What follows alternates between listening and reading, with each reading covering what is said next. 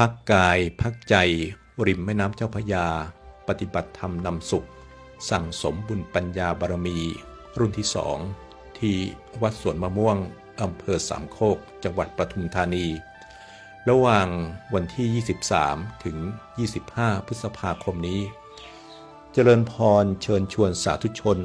ร่วมสวดมนต์ฟังธรรมและเจริญสมาธิภาวนากันสงบเงียบจิตว่างได้สงบบ้างจิตผ่องใสอันเป็นทางแห่งปัญญานำมาสู่การพัฒนาชีวิตสืบต่อไปที่พิเศษในวันสุดท้ายของโครงการ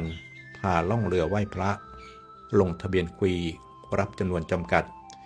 ติดต่อโทร 0819233649 0819233649 ถึงธรรมนำสุขเจริญพร